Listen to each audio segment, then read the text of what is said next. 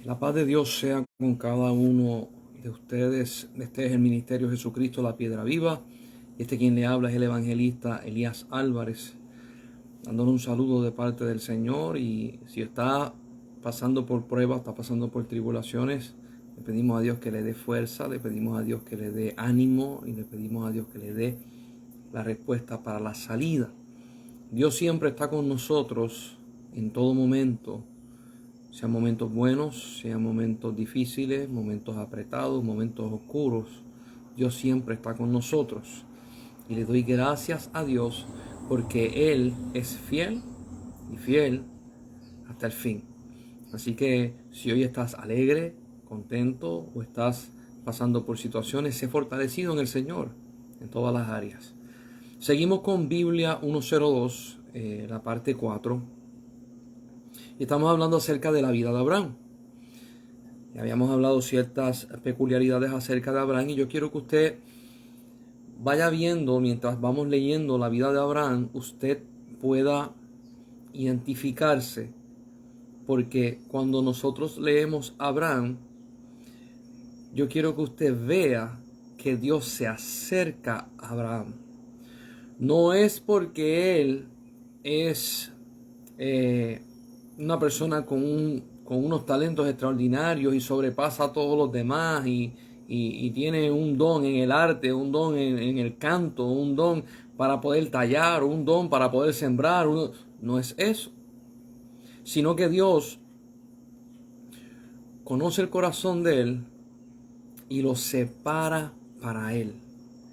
Dios dice: Abraham tiene el corazón conforme a mi corazón. Yo me voy a acercar a él y me voy a revelar a él. Y yo quiero que usted vaya viendo que de la misma forma que Dios se le revela a Abraham, Dios también se le revela a usted. Sea que usted esté al principio de la historia o sea que usted esté al final de la historia o en el medio de la historia, usted va a ver que en su vida Dios ha hecho maravillas y se ha acercado a usted. Haga memoria, porque hay cosas que han pasado en su vida que no se supone que hubiesen pasado así. Hay momentos en que Dios ha metido su mano y ha detenido la destrucción, ha detenido el caos en su vida. Y de momento, cuando todo parecía que se iba a derrumbar, Dios hizo un camino para poder llegar a salvo de punto A a punto B. Yo quiero que busquen Génesis, que nos quedamos en Génesis capítulo 17. Y voy otra vez a resumir un poco los primeros versos que habíamos leído, porque esta parte es importantísima. Yo quiero que usted vea que cada vez que Dios le habla a Abraham, cada vez se le revela, la próxima vez se le revela un poco más profundo, la próxima vez se pone más intenso y ahora viene y hace un pacto con él. Yo quiero que usted vea que Dios es un Dios que te lleva, que te transiciona de este lugar al otro lugar que te quiere llevar. Hay personas que dicen: yo cuando estoy con Cristo, ya yo lo tengo todo, yo no necesito nada. Y cuando usan esta frase, están utilizando que en Cristo, en Jesús, nosotros lo tenemos todo. Eso es una aseveración correcta según la palabra en Efesios capítulo 1. Ahora, la transformación de carácter, la transformación en la manera de pensar, cuando estamos en Cristo, tiene que cambiar. ¿Por qué? Porque ya no somos de este mundo, sino empezamos a entrar en el mundo y en el plano espiritual de Dios, en el reino de los cielos. Para ser y movernos como es Dios, necesitamos ser traspuestos en nuestra mente, en nuestro pensamiento, transformado en nuestra forma de ver las cosas.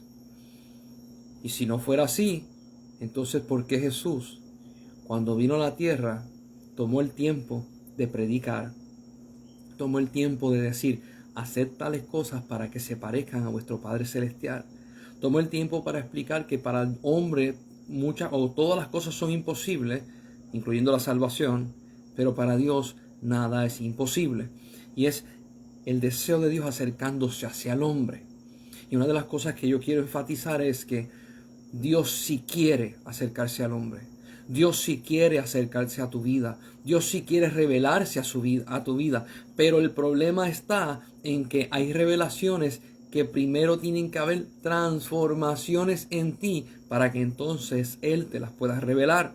Porque si tú no estás preparado, vas a tomar en poco lo que Dios va a hacer.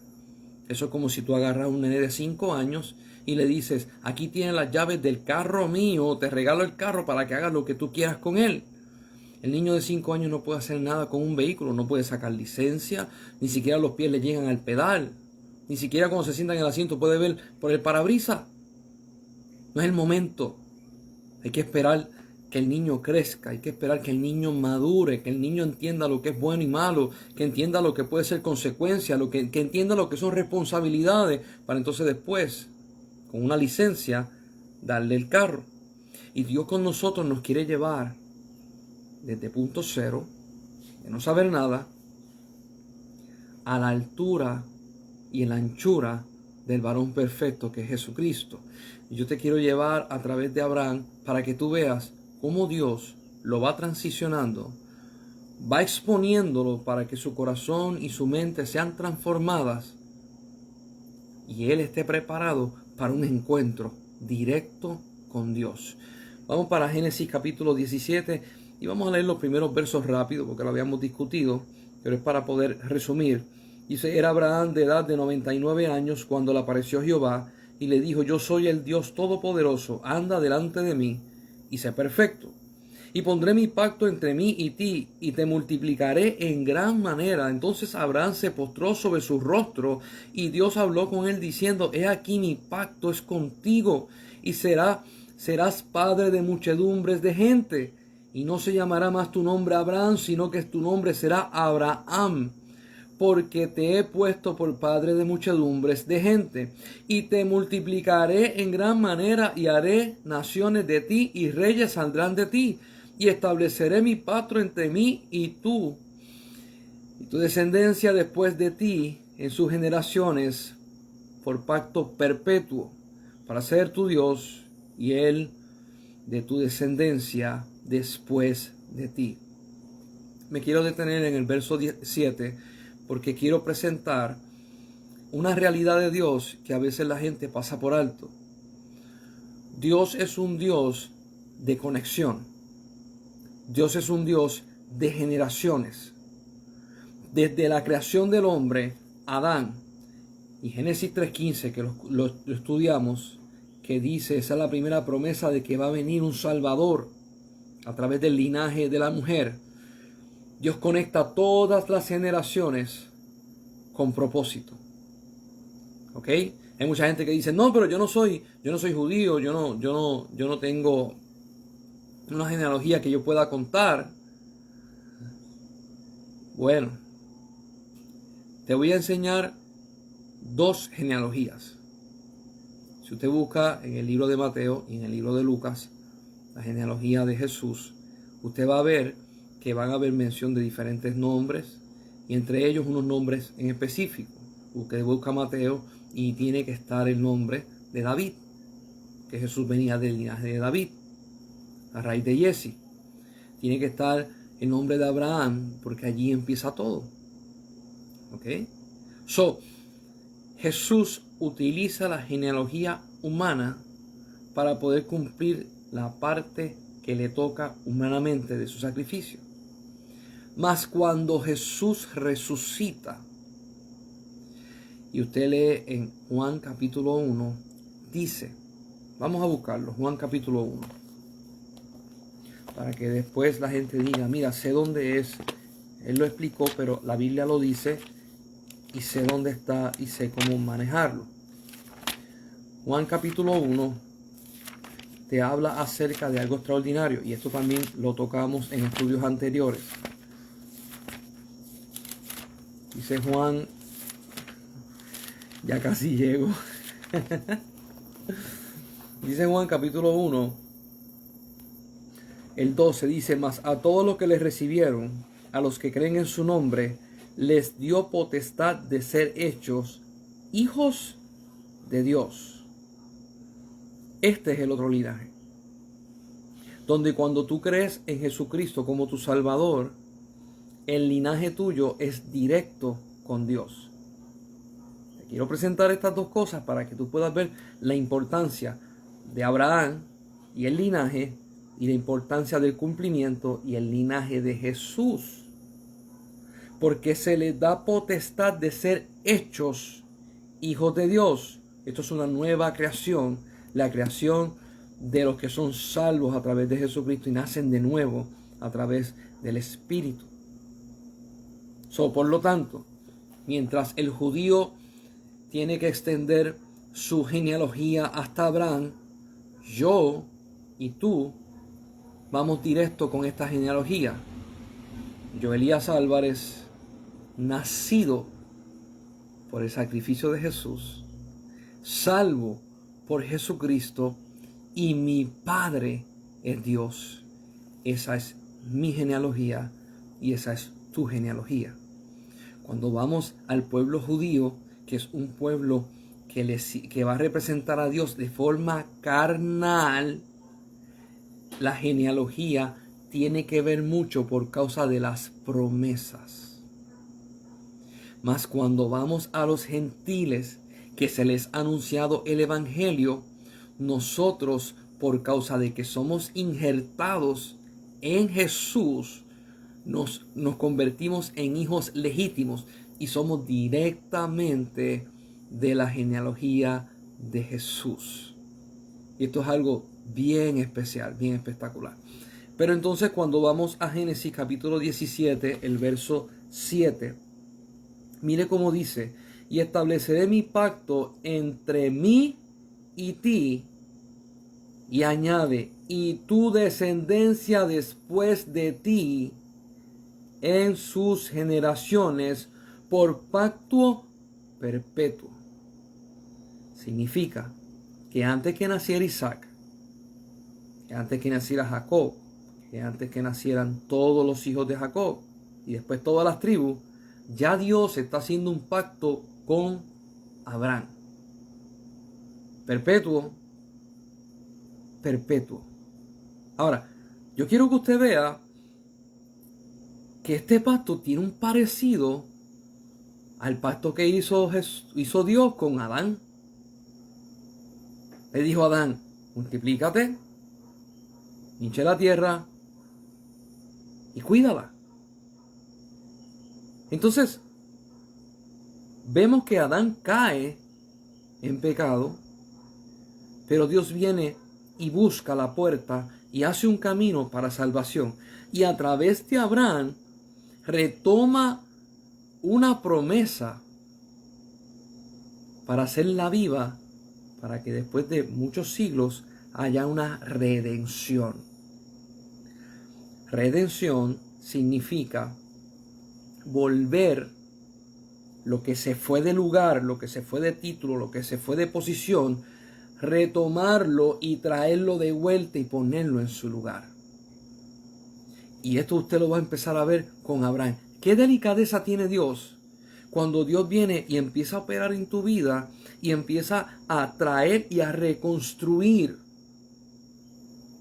de las cenizas, de los escombros, del pasado, de lo que te dejaron tus familiares, de tu apellido que tuvo una mancha.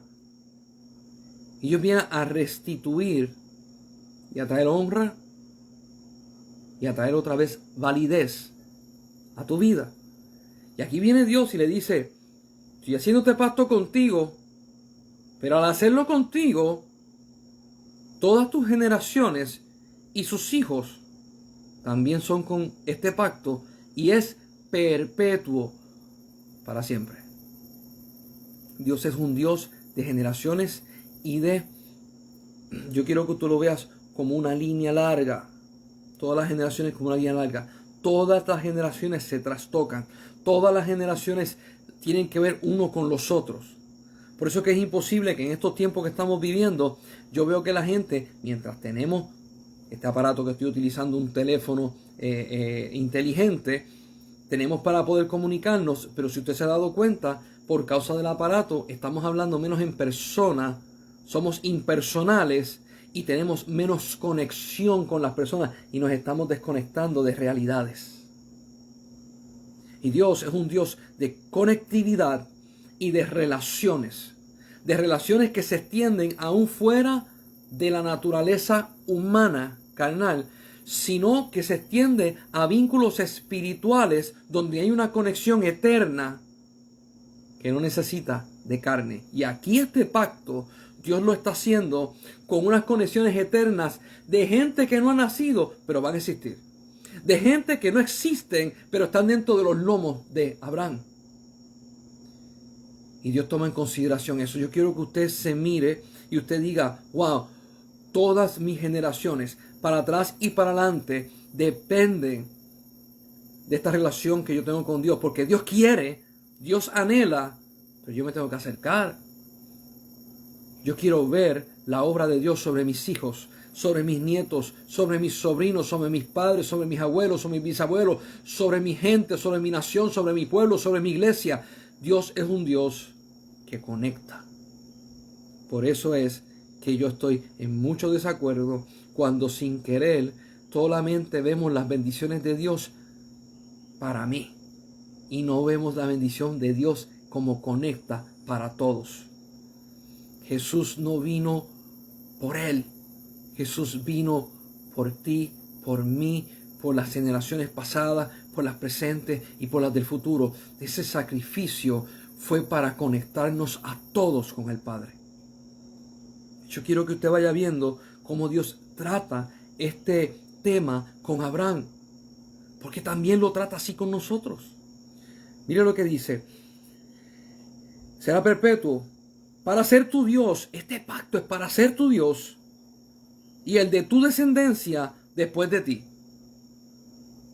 A mí me fascina cómo es Dios, porque hay gente que le gusta ir al dedillo, le gusta filosofar, le gusta buscar los detalles.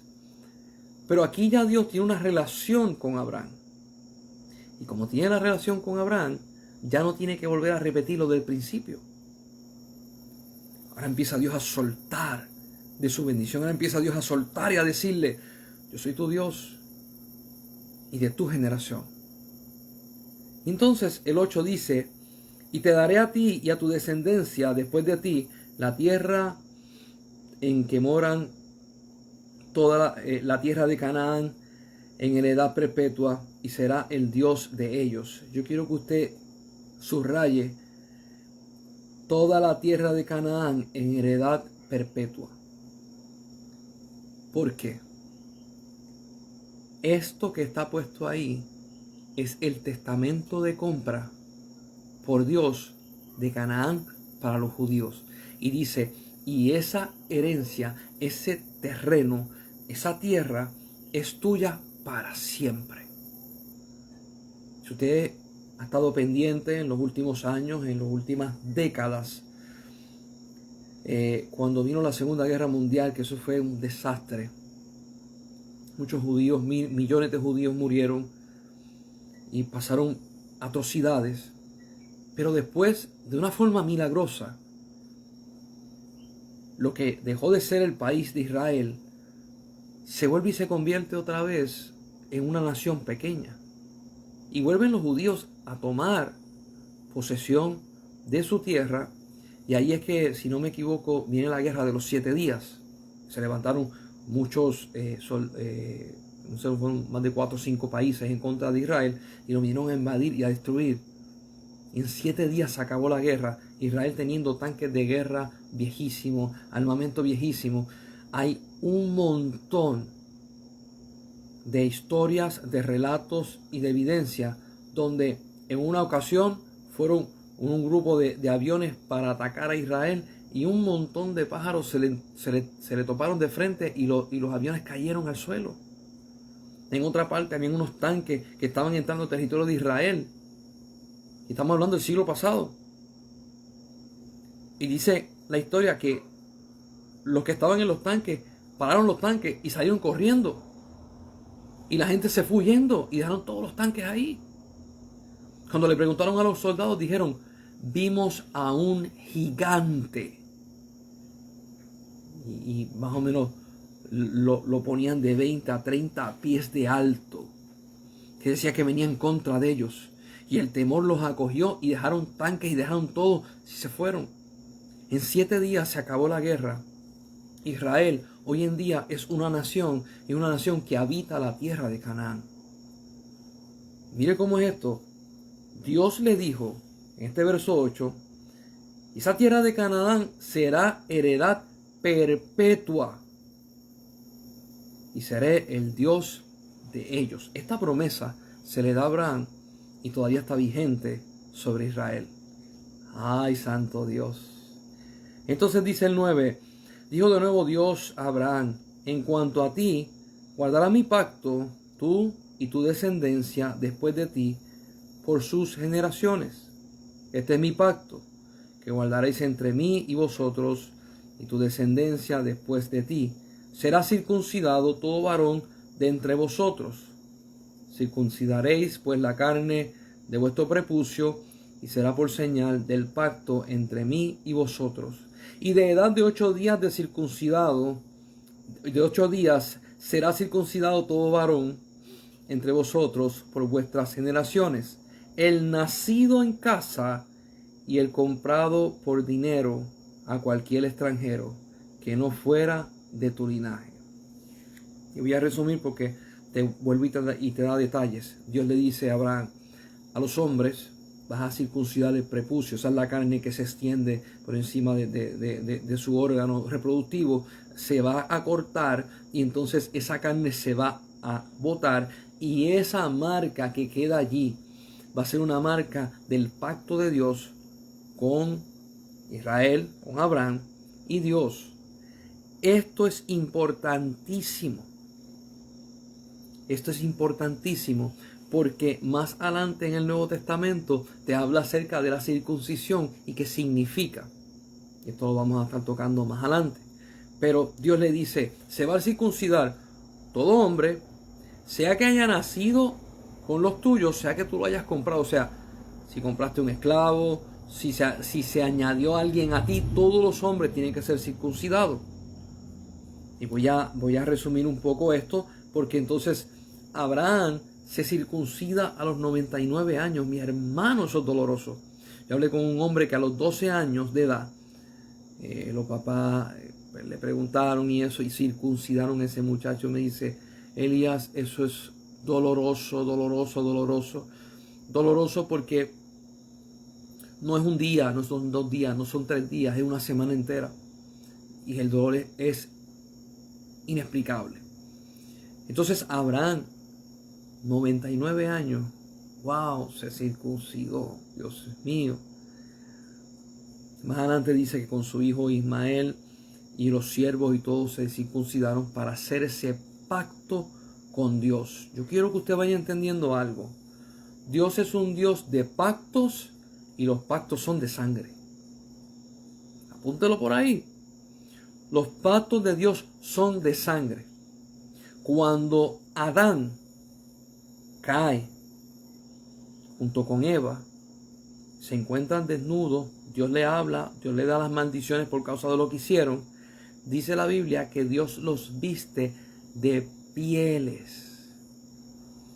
Como los vistió de pieles, tuvo que matar un animal.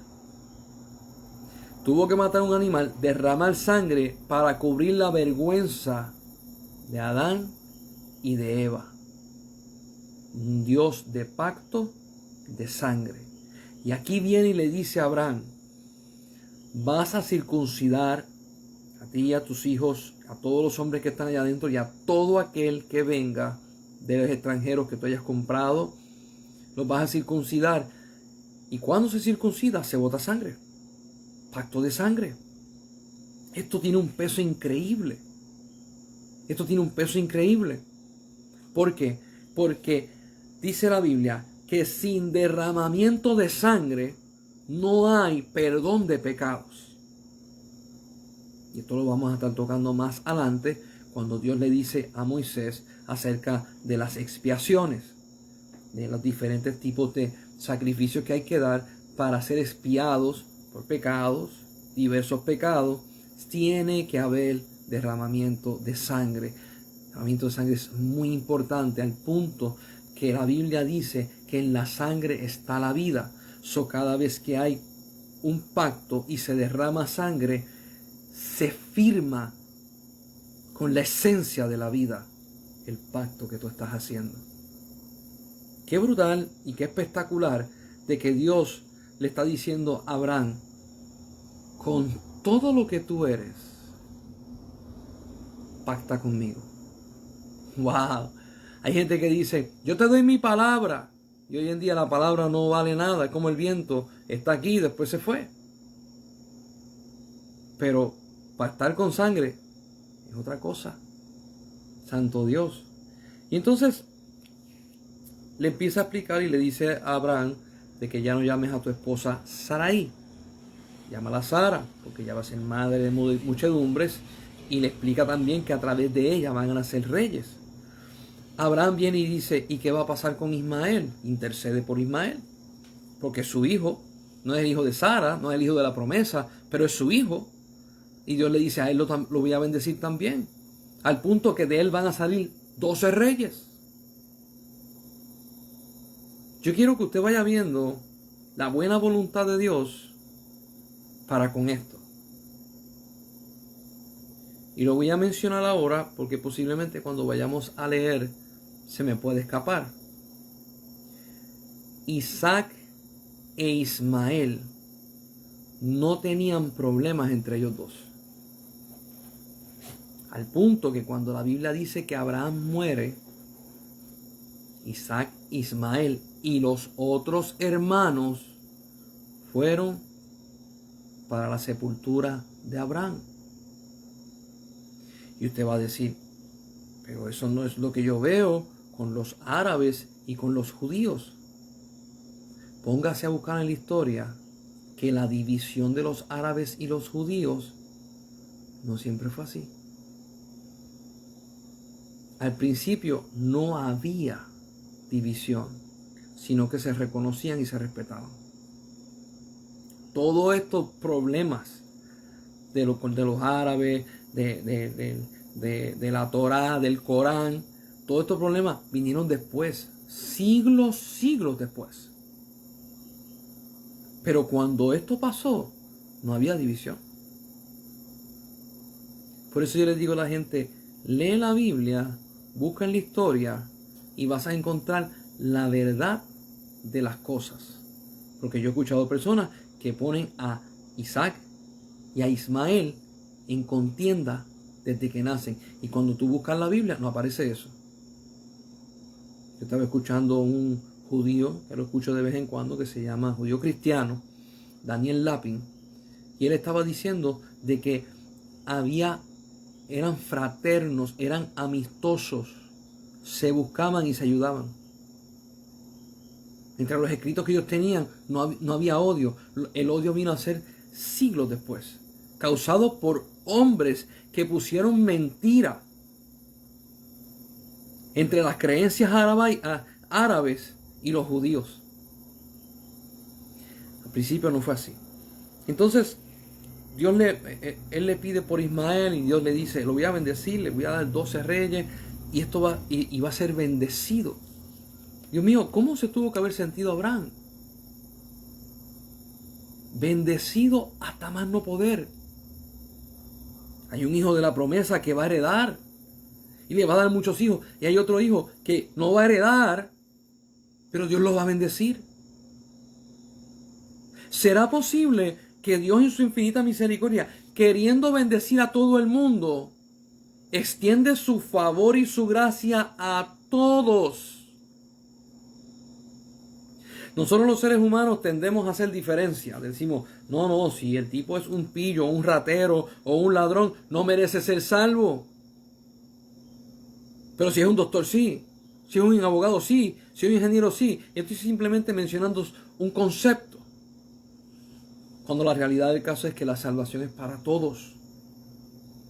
Aún para el que ha estado preso por homicidio, el que ha estado preso por insectos, el que ha sido un violador de mujeres, que ha sido un asesino, robador de banco, traficante de droga. La salvación es para todos. La persona que Dios utilizó para bendecir mi vida, el pastor Carlos Valle, que mora en la presencia de Dios desde el 98. Un hombre que lo respeto y lo admiro, y mi familia lo admiraba y lo respetaba mucho. Antes de estar en los caminos del Señor, él fue sacerdote satánico. Él tuvo iglesia en Michigan y él sacrificó personas en estos sacrificios satánicos por diferentes razones. Más de 12 personas. Cuando él se convierte, Dios se le revela de una forma poderosa.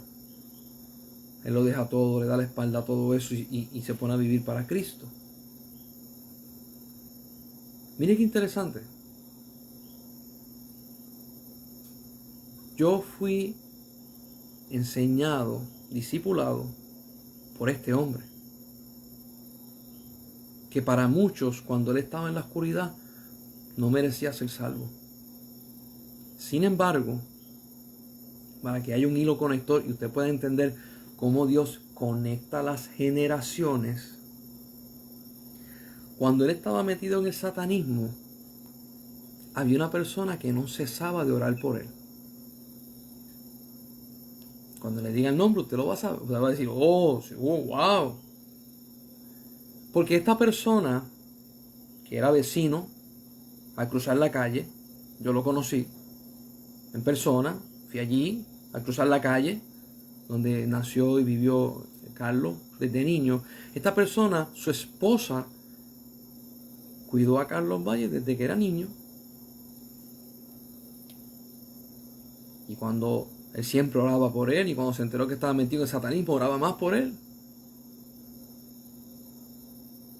Este hombre era Gille Ávila. Conexión de parte del Señor no son casualidades. Y un día antes de Carlos poder de convertirse, Carlos fue a la casa de su mamá. Él vivía en Estados Unidos, vino a Puerto Rico por unas razones. Y le dice, yo quiero hablar con Gille Ávila. Y la mamá le dice, eso es un hombre de oración. Ese hombre no acepta a nadie. ¿Por qué tú quieres hablar con él? Y él le dice, yo quiero hablar con él. Ella llama a la casa de Gille Ávila, agarra el teléfono, no sé si fue Gilla, la esposa de Gille Ávila. Y le dice, mira, Carlito está aquí, quiere hablar con Gille. Y Gille dijo, pasa, dile que lo estoy esperando. Él va para allá con sus 20,000 problemas, porque estaba metido en problemas graves. Y le dice a Carlos, y él le dice, ¿en qué te puedo ayudar? Y él le dice, no, para que tengo unos problemas, yo no sé ni qué. Y después que le explicó por encimita, Gille Ávila le dijo, reta a Dios. Y Carlos le dice, yo vine para acá para que tú me dijeras esa frase, más nada. Y Carlos le dice, y Gille Ávila le dice, cuando todo te vaya mal, cuando nada funcione, reta a Dios. Carlos se levantó y se fue. Un año más tarde, él está en Estados Unidos. La vida se le hizo un desastre. Él salió fuera de la casa y retó a Dios. Vulgar e impropiamente, como lo haría cualquier persona que lo que tiene es ira y contienda. Y le dijo a Dios, baja, que nos vamos a enredar a los puños, a los cuchillos, a las pistolas, como tú quieras. Y el que quede vivo, ese es Dios. Dios no bajó. Al otro año, cuando todo se le vino abajo, ahí se le apareció el Señor Jesucristo en carne. Tuvo un encuentro espectacular. Cuando él va, se convierte, va a una iglesia y lleva un tiempo en la iglesia, tiene un pastor muy consagrado y lleno de mucha unción, de mucho poder. Y le dice al pastor, pastor, tú eres como mi padre espiritual, esa persona que es mentor. Y el pastor le dijo, yo no soy tu papá espiritual, yo no soy ese mentor, porque ya tú tienes uno. Y Carlos Valle le dice, ¿cómo que ya yo tengo uno? Y ese pastor le dice, yo he estado orando por ti y Dios me dice, ya hay una persona que en sus rodillas dobladas lo parió. Y ese pastor le dijo, yo no soy esa persona. Y le pregunta, ¿quién es? Y ahí Carlos le dice, Gigi Ávila, un evangelista que corre por el mundo y que hace esto, aquello y lo otro. Esa es la persona que oró por mí. Mire cómo son las conexiones. Dios conecta en las generaciones, nos conecta. Y cuando Dios nos conecta, no son lazos familiares humanos, no es a través de sangre humana, no es a través de carne humana, sino es a través de la sangre de Cristo que nos une y nos limpia. Por lo tanto, no es lo mismo que yo te diga a ti, yo tengo un hermano carnal y una hermana carnal que la quiero y la amo con todo mi corazón, a que yo te diga, tú eres mi hermano y mi hermana en Cristo, y de la forma en que yo te amo es como Jesús ama a la iglesia. Dos amores diferentes. Y es capaz de que Dios haga algo sobrenatural sobre tu vida que te conecte con alguien del cuerpo de Cristo a un nivel mayor que un hermano carnal o con una hermana carnal. Porque las conexiones de Dios son eternas y espirituales. ¿Me va entendiendo? Esto que Dios está haciendo con Abraham no es somero, no es algo por encima, no es algo, vamos a ver si no funciona, vamos a darle 10 años a ver si esto agarra forma. No. Es un pacto que es sempiterno, que es para siempre, y le dice, todo se tiene que circuncidar, sea nacido o sea adquirido, todos se tienen que circuncidar. Entonces, yo quiero que tú vayas viendo esto porque Dios es Dios de pacto, Dios es Dios de pacto de sangre, y Dios es Dios de conexión. La pregunta que te voy a hacer es la siguiente. ¿Entiendes tú las conexiones que Dios hace? Porque el que me enseñó a mí, que en vida se llamaba Carlos Valle, no es familia mía para nada. No es tío lejano, no es tío de un primo, de un sobrino, no es nada. Y él estaba en su casa un día y a los 19 años, que yo tenía 19, Dios le habló a él y le dijo, vas a tomar a Elías como tu discípulo y lo vas a discipular. Él viene a la casa de mis papás, que son pastores, y le dice, Dios me mandó a hacer esto. Y cuando me preguntan a mí, mira, Dios le mandó a hacer esto, ¿qué tú crees? Yo dije, sí. Ese hombre dio la vida por mí. No era nadie de descendencia carnal que me conectara a mí. No era nadie de descendencia de sangre que conectara conmigo. Pero sí de la descendencia de los hijos de Dios. De lo que la genealogía es. Yo, Jesús y el Padre. De esa genealogía. Hermano y hermana, espero que cuando diga esto me puedas entender. Los hermanos y hermanas en Cristo no son un nombre. Son una conexión. Una conexión viva, porque Jesús, dice la Biblia, que su sangre aún tiene poder. Y la sangre de Cristo tiene vida. Estas conexiones son súper necesarias y espectaculares para nosotros.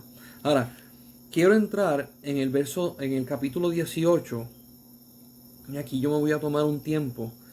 Cuando vayamos siguiendo leyendo la Biblia, usted va a ver que en Génesis me voy a tomar mucho tiempo y después vamos a tocar otros temas y vamos a brincar unas cositas.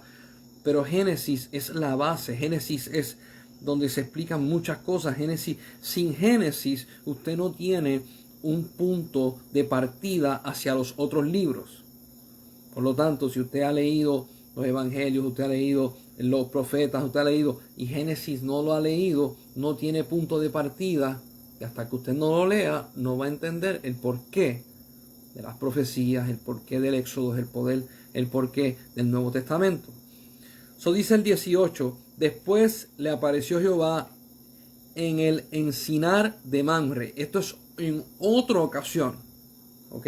Yo quiero que usted entienda que no es continuo, no es que siguieron hablando, sino que se paró de hablar el 17 y en otro momento Dios se le aparece. Y dice que estando él sentado a la puerta de su tienda en el calor del día, y alzó sus ojos y miró, y he aquí 3 varones que estaban junto a él.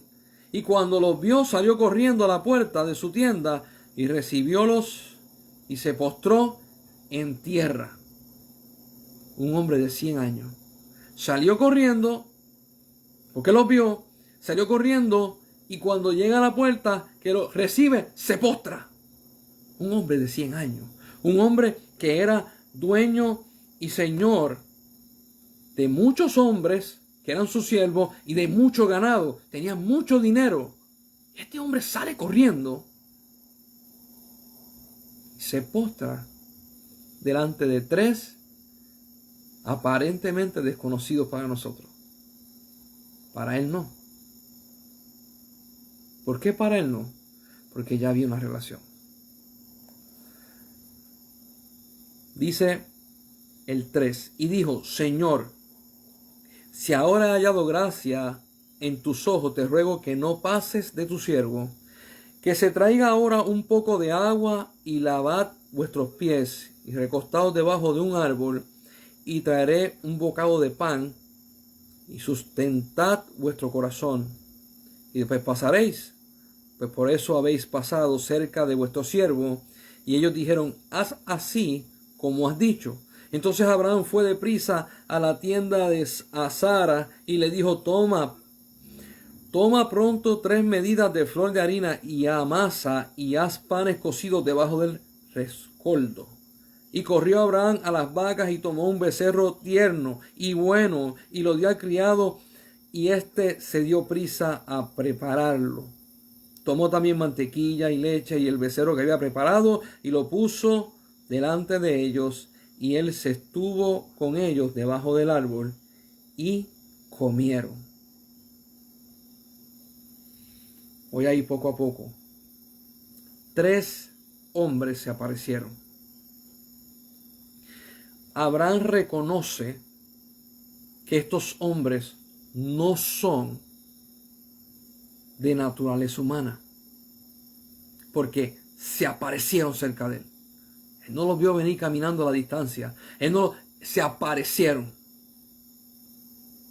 Y cuando él se da cuenta, él hace algo que si nosotros, yo digo, todos nosotros estuviéramos acostumbrados a esto, la manifestación de Dios fuera aún más grande todavía. El Nuevo Testamento dice, hay algunos que hospedaron ángeles y no lo sabían. Entonces, él viene y le dice, quédense aquí. Y dice, para eso ustedes pasaron por aquí, para que yo los atienda. Y todo lo hizo a prisa. Le dijo a Sara, masa panes, más harina, hazme pan. Al siervo le dijo, vete y haz el becerro. Mi hermano, un becerro no se hace en 15 minutos, no existían microondas. Inclusive ni siquiera hornos de gas, no hornos eléctricos, donde ya usted tiene todo preparado, le da el botón y vámonos para... No, eso había que prepararlo y después preparar candela, prender fuego y asarlo. ¿Cuánto tiempo estuvieron esos hombres ahí? Estuvieron el tiempo que toma hacer pan y hacer un becerro. Bastante. Entonces, ¿qué le ponemos? 2 horas, 1 hora y media, 2 horas. No sé. Yo no soy bueno sabiendo. Hay gente que le encanta hacer lechones a la vara. Hay gente que... ¿Cuánto toma hacer un becerro completo?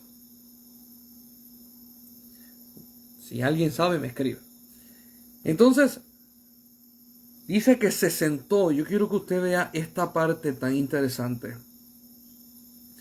El verso 8 al final dice, y él se estuvo con ellos debajo del árbol y comieron.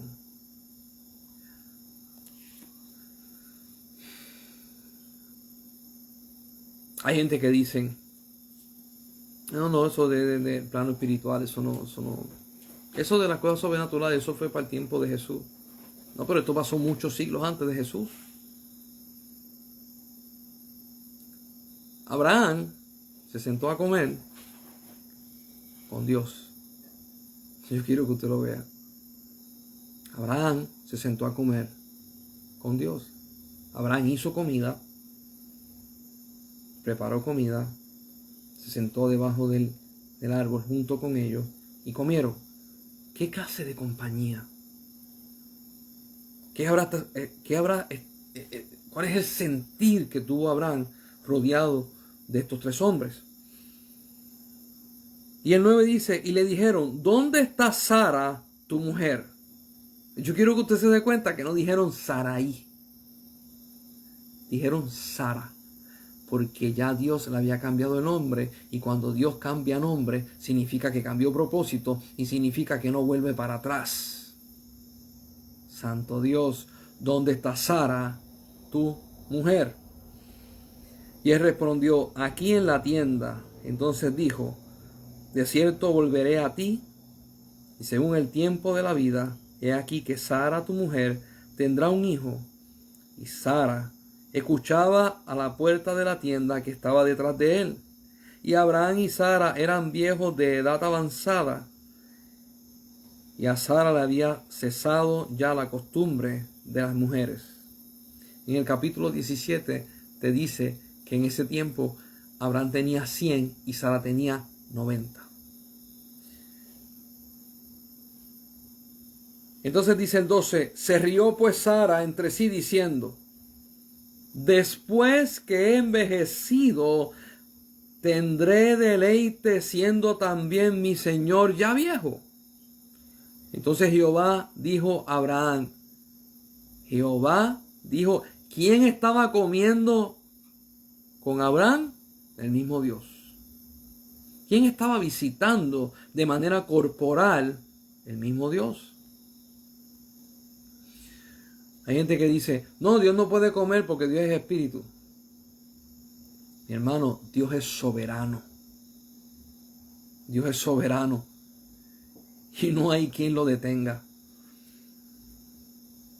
Entonces el 13 dice, entonces Jehová dijo a Abraham, ¿por qué se ha reído Sara diciendo, ¿será cierto que he de dar a luz siendo ya vieja?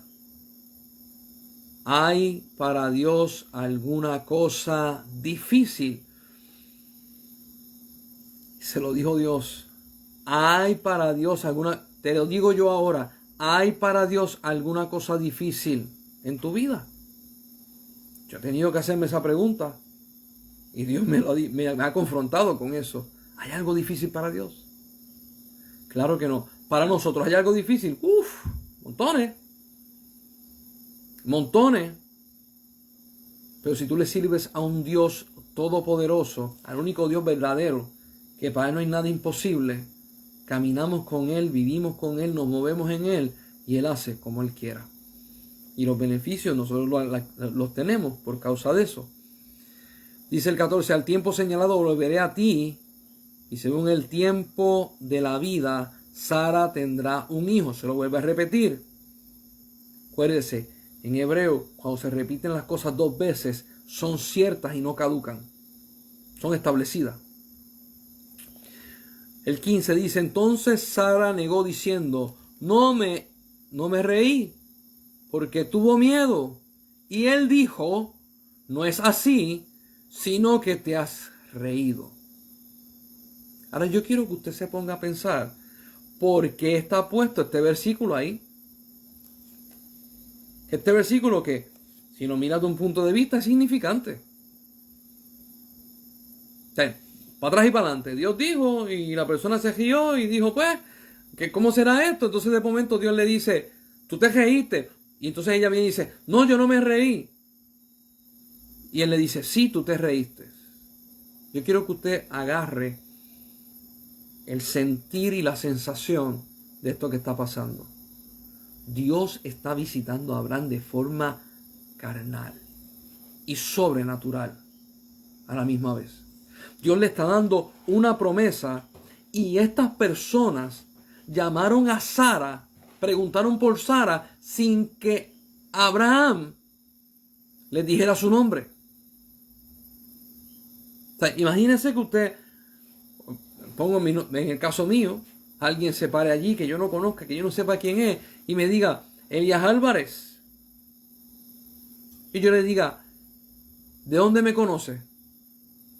Y la persona empieza a hablar de cosas que hay en mi corazón. Yo voy a decir, ¿qué está pasando aquí? Sara estaba delante de la presencia de Dios y no sabía comportarse delante de él. Entonces usted va a decir, ¿y qué le pasó a ella? Y yo le voy a explicar lo que le pasó a ella. Las veces que Dios se le revela a Abraham, se le reveló a Abraham, no a Sara. Las visitas que Dios le dio, cuando Dios le dijo, sal de tu tienda y mira al cielo, se le reveló a Abraham, no a Sara. Los momentos en que Dios empezó a hablarle del pacto de la circuncisión, se le reveló a Abraham y no a Sara. Abraham ya tenía una relación con Dios y tenía una serie de encuentros con Dios que lo llevaron a él a hacer esto, a que cuando Dios se apareció de forma carnal, él le sirviera y supiera cómo manejarlo. Pero hasta este punto, Sara no se había encontrado con Dios. Entonces, hay personas que lo pueden poner de una forma y pueden decir, lo que pasa es que Sara era irreverente. Lo que pasa es que Abraham sí era el siervo de Dios, pero Sara era irreverente. Yo quiero que tú observes algo. Si Sara era irreverente, oye, lo hizo mal, le mintió a Dios. Pero si Sara es irreverente, como muchas personas piensan, ¿cómo Dios iba a darle un bebé a una irreverente para que ella criara a un niño irreverente? No. Había un trato de Dios. Y cuando Dios viene a nuestra vida, Dios no viene tan solamente a regañarnos, sino Dios viene a acercarse para que nosotros podamos ver y podamos entender quién es Él. Porque de la misma forma que aquí Sara metió la pata, Abraham en Egipto también la hizo. Cuando le dice a la esposa, no le digas que tú eres mi esposa, dile que eres mi hermana. Y allá se formó un bochinche.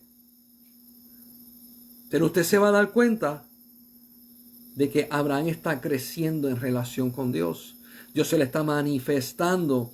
Pero en esta ocasión, Sara no escucha la promesa de Dios por boca de su esposo, sino que la escucha por boca del Omnipotente. Pero ella no tenía relación con el Omnipotente. Aunque usted no haya tenido relación con el Omnipotente, Dios se le va a revelar de una forma o de otra. Hay gente que dice, no, los pastores Dios les habla. Y yo les digo, sí, y le habla a los evangelistas, le habla a los profetas, le habla a los ministros, le habla a los misioneros, le habla al servidor en la iglesia, le habla al que limpia la casa, le habla a los feligreses, le habla a los hermanos, le habla a todo el mundo, porque Dios se quiere acercar al hombre. Y hay gente que dice, yo no soy digno. Ciertamente, no hay hombre que sea digno. Pero Jesús nos hace dignos por lo que Él hizo en la cruz del Calvario. Yo alabo y bendigo el nombre de Jesucristo. Porque si no fuera por Él, nosotros los gentiles no tuviéramos nada. Porque la salvación venía por los judíos, no por nosotros. ¡Ay, santo Dios! Entonces aquí se queda como que un tan, tan, tan.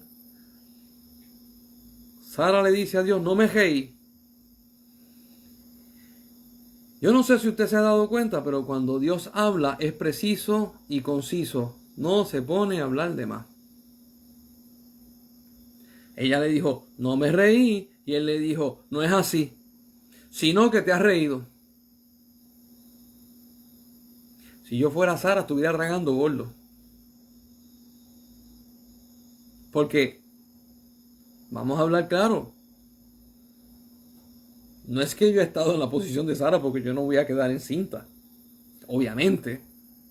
Pero yo he estado en esa posición donde Dios me ha dicho algo y yo lo he cuestionado porque en mi naturaleza esto es imposible. Y Dios me ha tenido que confrontar como confrontó a Sara. Hay gente que piensa que los líderes, que los pastores, que los evangelistas, que los apóstoles, que esto, aquello, lo otro, que son perfectos, que no cometen errores. Mi hermano, somos procesados. Somos enfrentados. Somos pasados por fuego. Porque como todo hijo de Dios, nosotros tenemos que ser capacitados para poder llevar este evangelio. ¿Cómo yo voy a hablar de Dios y de la forma en que Él opera si nunca ha operado en mi vida? O mejor dicho, yo nunca lo he dejado operar en mi vida. Yo tengo que ser capaz de poder hablar abiertamente. Sí cometí un error, sí dije esto, sí Dios me regañó, sí Dios me aló las orejas. Porque Él es mi papá. Y dice la Biblia que el Padre que ama, castiga.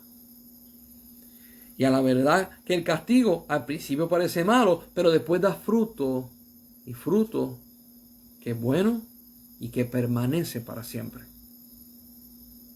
Si usted ha pasado por este momento como Sara, no te preocupes, Dios se está revelando a tu vida. Ay, Elías, pero tú no sabes el chasco que yo pasé. Ay, Dios mío, cuando Dios me habló, yo me quería convertir en un átomo. Sí, yo he estado ahí. Y sí, Dios me ha confrontado a tal punto de que yo me he sentido peor que nada, si es que existe algo que sea peor que nada. Pero lo ha hecho para confrontar y que yo vea la potencia de su poder. Y al yo ver la potencia de su poder, comparo mi vida con lo que es Él y yo lo rindo todo a sus pies. Este pasaje es súper importante cuando Dios habla con Sara ahí, con Sara. Porque te da a ver que no importa que estés procesado, Dios te va a procesar. Que no importa que no hayas escuchado a Dios en un momento, Dios se te va a revelar a tu vida. Sé creyente y persistente a Dios. Si en algún momento Dios habla a tu vida y tú te sientes que no puedes, díselo, Señor, me siento que no puedo, porque delante de Él no se esconde nada. Delante de Él no se esconde nada, como pasó aquí. Saraí se rió por dentro y Dios la vio reírse. Delante de Él no se esconde nada. Yo tuve una vez una experiencia donde yo vi al Señor Jesucristo delante de mí, me hizo una pregunta y no había forma de tú poder esconderte delante de esa pregunta. No había manera de tú poder hablar tratando de convencer un concepto en otro para ver si lo podías desviar. No había forma. Delante de Él todas las cosas son claras y delante de Él se ve todo. Él es el soberano Dios. Cuando tú te encuentras delante de esa potencia, tú ves cuán insignificante tú eres. Y cuando tú ves cuán insignificante tú eres, tú abrazas a Jesús y le das las gracias. Porque te dio lo imposible para los hombres, pero posible para Dios. Seguimos estudiando el miércoles que viene el verso 16 en adelante, que es sumamente importante acerca de Abraham intercediendo por Sodoma. La forma en que Abraham habla con Dios para una petición súper importante. Antes de irme, este sábado que viene no voy a poder estar Yo estoy en otro pueblo, en unas actividades que tengo que estar. El miércoles seguimos y el sábado lo tomamos en descanso, ¿verdad? Y lo retomamos el miércoles que viene. La paz de Dios sea contigo y con los tuyos. Yo le pido a Dios que esta palabra vaya siendo transformada en ti. El Espíritu Santo haga la obra para llevarte a esa relación súper espectacular con Él. Nos vemos.